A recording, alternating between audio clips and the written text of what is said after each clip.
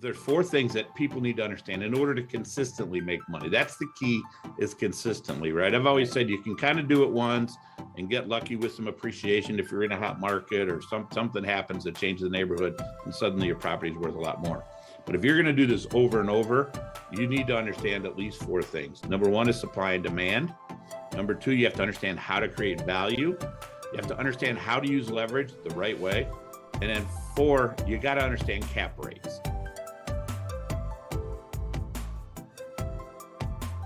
And then the last thing I would say is just understand cap rates, because those cap rates kind of take a lot of what we just talked about and kind of bake it into a number, right?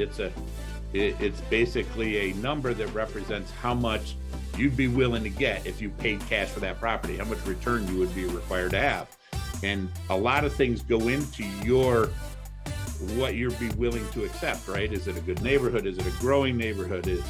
How hard is it? Do people pay their rents? How hard is it to move rents in those environments? So cap rates actually end up being a culmination of a lot of these things combined.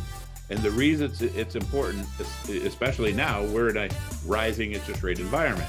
So how much will that affect cap rates as people are considering buying a multifamily asset? It's not going to be a direct relationship because interest rates only affect one portion of our capital stack, but you do have to understand the relationship so that you can do your sensitivity analysis and not get yourself in trouble.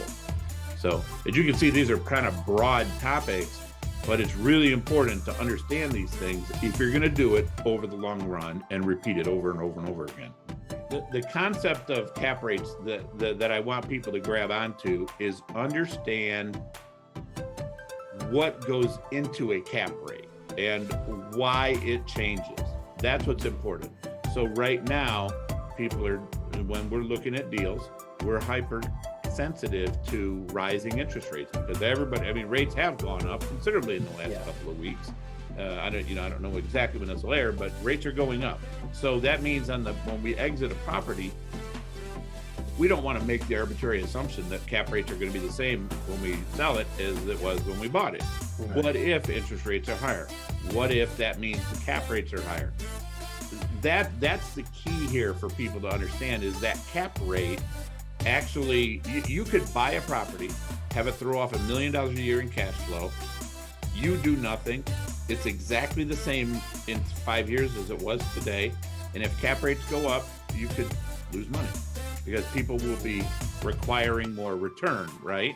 So you have a lot of things that are working together to generate cap rates. I always say, think of cap rates as there's two people doing a deal together when we do them. There's the lender, and then there's us as the equity people. Each one of us is going to have our own return requirements, right? The lender's going to be first. They're going to have a lower return probably. They just want to get paid, and their upside's limited. And so they define most of that. We call it the capital stack. If you like the content that we've shared here, please be sure to subscribe to our channel and hit the bell. So thank you again, and have a wonderful day.